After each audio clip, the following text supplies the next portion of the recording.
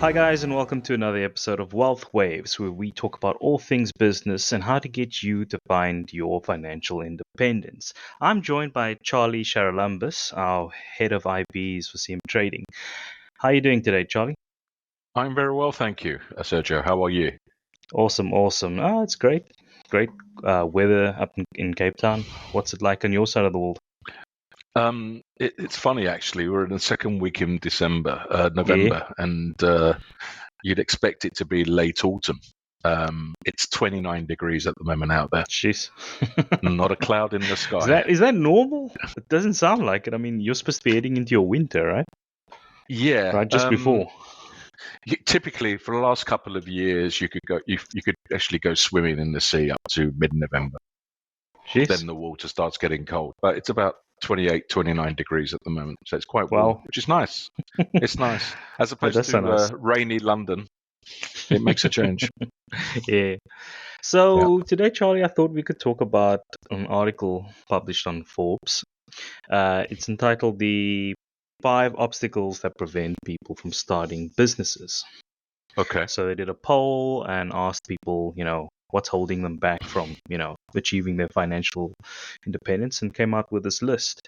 So I thought we'd run through them. Yeah, I'll list all of them now, and then we'll go through them one by one. Okay. So, starting from number 1, it's financial limitations, inexperience, current responsibilities, fear of failure, and finally, aversion to stress or hard work. So, I think it's very telling at the last one, especially considering we've got a lot of millennials and Gen Zs. But anyways, let's start with number 1. So, financial limitations. I mean, let's face it, many businesses take a lot of, capital to start up, and not a lot of people, have it. And I think an issue that a lot of people are facing is even if you've got your $1 million idea, stashed away, you just don't have the funds to start it. So what do you think? Any advice for those out there? Or alternatives? Yes. Traditionally, you'd go to your bank for a business loan with your with your business plan in hand, and and the bank will lend to you based on your assets, your banking history, etc., etc. There are other ways. You can ultimately pitch for investors. In fact, if you look at most of the businesses, if they don't have the capital themselves, they will go along and do lots and lots of pitches to venture capital firms, private equity firms, angel investors, and pitch their idea. And in return, what will typically happen is the investor, if they like the idea, they will typically require a share of equity. Because they're not going to just give money for the sake of giving money, even with an interest rate, without if they really buy the idea, some equity stake in the business. So there are opportunities out there. Or a lot of people, if they don't have the connection or to be able to get into those establishments in the first place, because you've got to open the door. And perseverance is very important, because you might get 20, 30 no's before you even get an opportunity to pitch. Friends, family, successful people that you're aware. Yeah. Very, very famously, Jeff Bezos of Amazon, back in 1995, he pitched his idea for Amazon to his parents, and they gave him $240,000. So it's not as if it's not a small sum of money by any stretch, but it just goes to show that he had an idea and he found a connection. Yeah, you could do that. There are plenty of stories where people have asked family members. Gordon Ramsay is a classic. He asked his father-in-law, who was quite wealthy. Yeah. And then that created another problem. So that's one of the downsides of asking family members, because if you put money between a relationship, it doesn't matter what you say, the relationship does change. Nothing sours a relationship like financial, issues. So that's something they've got to look out for. But also, what you've got to consider and I'm talking about, this is the UK, but I'm sure there are equivalent ways out there in different jurisdictions. There are a lot of tax incentives and grants for raising money in specific sectors.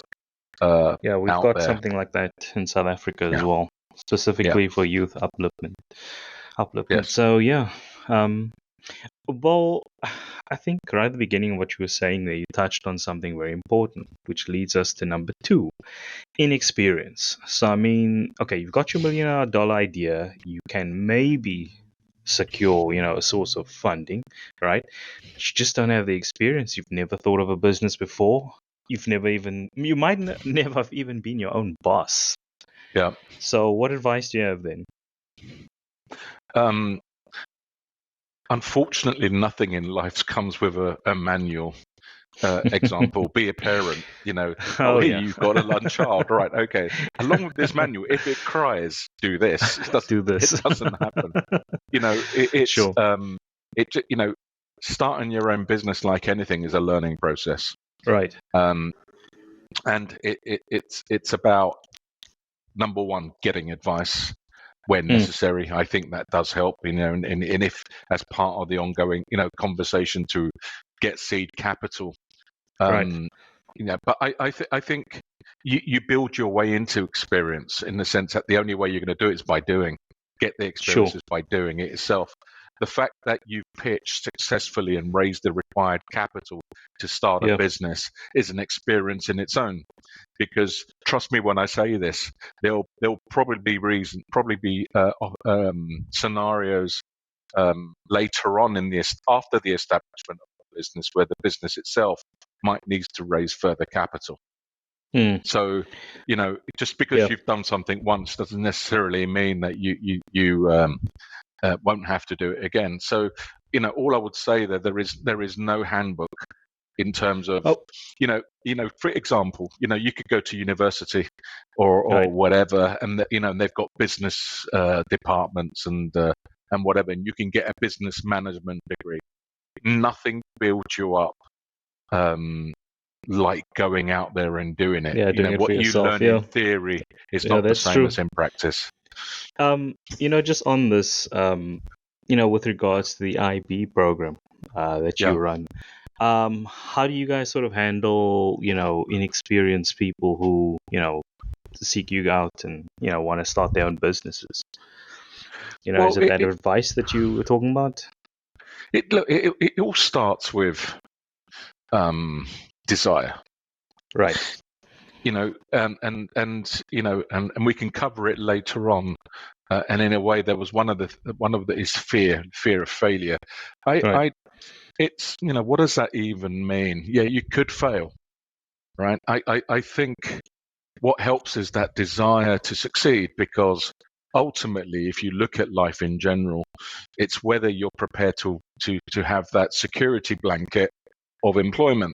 Because what is you don't take the risk when you're in a job as you would do if you're self-employed or you run your own business, but that's reflected as a byproduct in material wealth.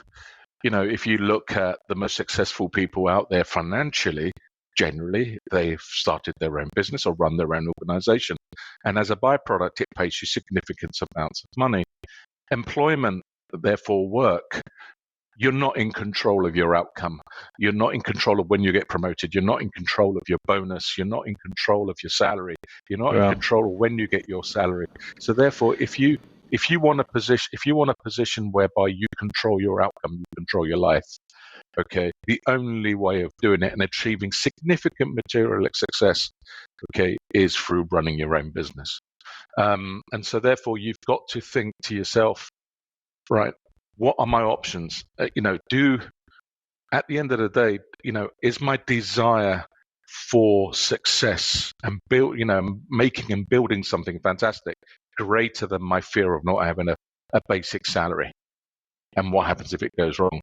And that's where you start. So when we're talking to potential partners, that decision's easy because it's a business opportunity that works, because we've got other people doing exactly the same. So because you don't have to raise money, capital, That's an advantage because you don't need experience. You have a mentor, whereas most people out there that start a business don't have mentors. They have other examples, but they don't, not in respect to their business. Okay. What we will do is guide you, because the most important thing, and the thing that you learn from being a partner with us, is how do I promote my business? It's all about promotion. How do I prospect potential clients? And we've got experience in doing that. So therefore we can guide, whether it's through people that you know or whether it's through people that you don't know, therefore through social media. What's the best way of promoting your business to enable you to earn an income? So therefore we help. Yeah. The next one on our list is, I think it's a biggie, and I think a lot of people, it ties in quite nicely with what you were saying regarding fear. On their list is current responsibilities. So, oftentimes, like you were saying, you've got a full-time job. Maybe you're a parent. Maybe you've got to look after dependents. You've got all these responsibilities, and they're holding you back from achieving your entrepreneurial ambitions. So how do I get around this? Take a big look in the mirror. For me, it was very simple. I for 30 odd years in the UK, run my own business. Yeah. And and there were plenty of many sleepless nights and many situations that almost, and you start questioning yourself as to whether to persevere or give up. And whenever I was faced with that challenge, I would always do two things. Number one was to remind myself that I've had success before, therefore it was more of the same. But the biggest thing that kept me going were two things. Number one, I always visualized the end game. My goals and objectives, the reasons why I started the business in the first place, I'd focus on them. And what that did was create great motivation to allow me to persevere, even though sometimes you don't know which way to turn. But if you think of the end game, if you start with the end in mind, that can't help but to motivate you. But number two, it's about my peer group, whether it was my folks, my father who ran his own business, or whether it was my kids. How could I turn around to them at some point in the future and tell them that actually the reason I gave up was for this, and therefore I'm proud. I was proud, and I couldn't actually contemplate that conversation because kids are very straight hitting and to the point. Sometimes they're a lot smarter than guideline. They see they'll turn around and say, things. yes, and what so you had this business, Dad. Why didn't it work? Right. You can't make an excuse to them, and that was something, and that was something I didn't want to ever face. So therefore, that's why I ran my own business for 30 odd years, and it was only when I moved country and came back home was where I found myself in this position. So yeah, so in that position, if you've got kids that you've got to pay for, if you've got loans, mortgage, or whatever that you've got to pay for, again, it comes down to that simple thing. There's no safety blanket. There's no cushioning. It's a hard world being your own boss. However, if you focus on the end with the end in mind, if you focus on the reasons why you're contemplating running your own business as opposed to having the security of a salary, okay, then that's all the driver that you need. And for those that have got that clarity in terms of why they're doing it and what they want, okay, there's only one choice. Well, I think this also ties in quite nicely to number 4, fear of failure. A lack of confidence, I guess, is a killer in any kind of business. But at the same time, I remember a study at least 2 years ago that was talking about like half of all new businesses fail within the first 3 years. And you see this, you maybe don't have experience. I don't want to fail. I don't want to put in, the effort if it's just going to turn to nothing. So what do you say to those people? We are tougher than we think. Fear of failure. Yeah. But there's one thing for certain: you will fail if you don't try. And and if you're in the armed forces, by way of example, and in the last few years you've been in the Middle East or Afghanistan or wherever it else might be, and you've got bullets flying all over the place, there's a reason that that you could die. The hard reality is you could die.